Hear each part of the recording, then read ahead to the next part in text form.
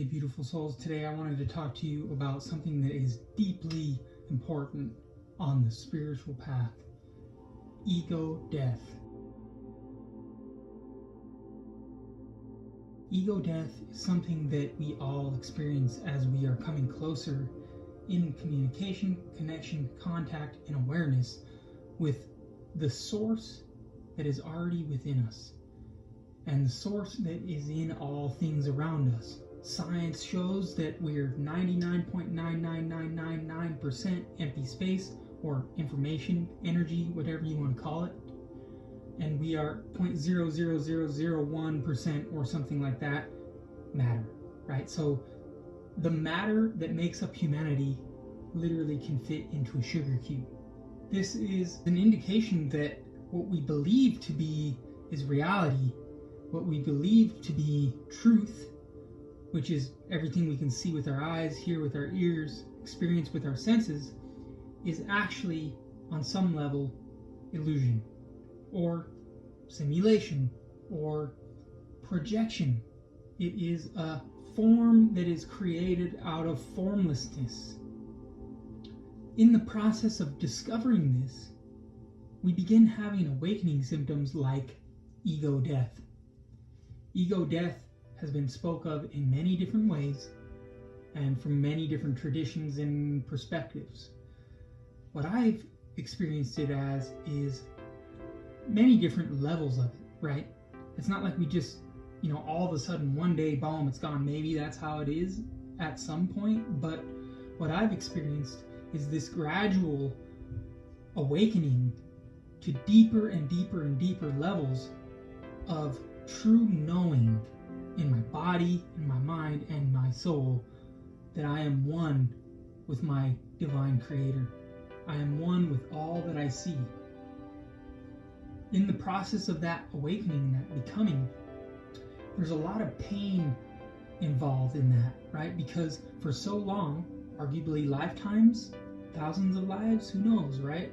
A lot of us have had experiences of other lives, but even if we were to just focus on this life and realize that we've had multiple things conditioning us, multiple things, identities that we've basically formulated and calculated based on our need to survive, fit in, to create a certain level of safety and security and certainty in our life. And so we've developed patterns and programs based on the way we think and feel. Those themselves are thoughts and programs for the need of certainty and survival. When our parents maybe got upset with us, maybe we lived in a lot of trauma, maybe we lived in a way that, maybe everybody built us up like crazy and like put us on a pedestal, and then we believed in that even, right? We believed all these different forms and ideas and ideals, whether it's I'm not good enough, or I'm better than everybody else, or on and on and on and on and on.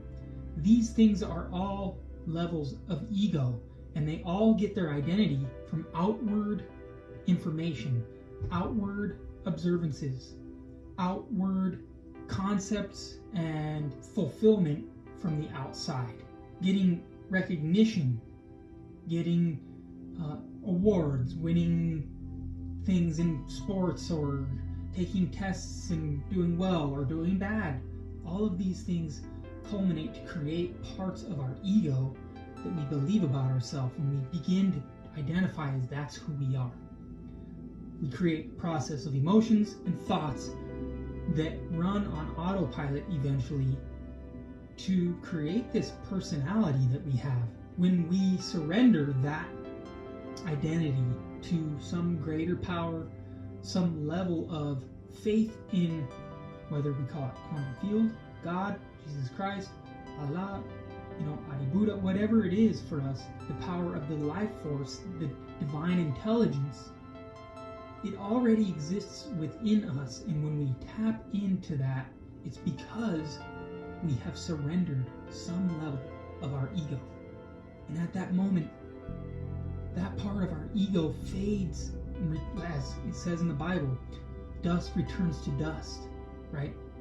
And this is a big part of what is meant in that scripture, is that although, yes, the body does go back into dust, also the ego, lest ye be born again, right? If we look at it from that perspective, the new birth is actually a birth while living into a new awakened state of who we are in the present. You being present to what you're being guided to in the present moment.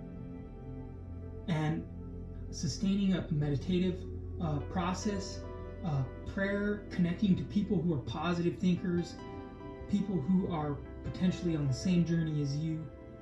All of these things like satsang and seva, doing service, selfless service, things like this, can help facilitate you coming into a deeper level of awakening and the ego death. Now, as I was saying before, it can be painful, and it is painful along the way, because we're literally shedding layers of our old identity that we built up with clay to look a certain way, the way we wanted it as best we could, or against our will even created some identity that actually doesn't serve us, right?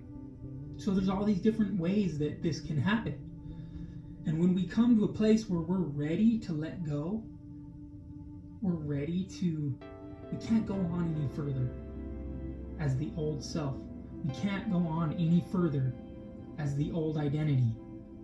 We can't go on any further as this being that is actually against the natural flow of who we know we deeply, truly are within our heart and soul. And we realize that we've just done this for the sake of safety and security and certainty and survival and all these things out of fear. We've culminated an identity out of fear. So, letting go of these things can be very painful, because they're parts of our identity that we thought were so, it was us, right? We think it was us. But it begins to fall away. Nature, life, the creative power that is pulling you naturally does that. It's like a great example that the gurus used to say. I'll give two of them. And they still say to this day, there's gurus everywhere, right? Some of them are not so true, some of them are true. Some of them are truth, I'll say. When they share something, many times there's hidden meanings, hidden understandings within them, and I'll just share a couple that you can digest as right for you, right? One of them is the soul is like a silken cloth that was thrown into a thorn bush, right? The world is the thorn bush. And it gets stuck on all these needles. Somehow, by being born into the world, it gets stuck with all these different pinprick needles that attach it to the creation, to the thorn bush. And when it starts to realize that it's not the thorn bush, but it's this beautiful silken cloth that's meant to flow with the breeze, it starts to realize the wind blew and blew a piece of it off of that thorn bush, and it felt a little bit of freedom. And then it began to realize it can actually consciously begin pulling itself off that thorn bush. And as it kept pulling, it even got a little bit impatient, and it started trying to hurry, and then ended up tearing itself a little bit, right? And so many gurus say, well, the disciple, when it's meant to have the inner awakening, it will happen, but it shouldn't happen before they're ready. And what they're saying from my perspective, and you can take it however you want, but if the guru was to take the soul and pull it straight out of the thorn bush, it would rip the silken cloth, right? If the breeze was to blow too hard, the breeze, the guru, right? The life giver, the breather of life, the bringer of light, right? If it were to blow too hard, it would rip the silken cloth. So it has to slowly pull off, and we could think of the thorns even as karma, right? Or subconscious patterns.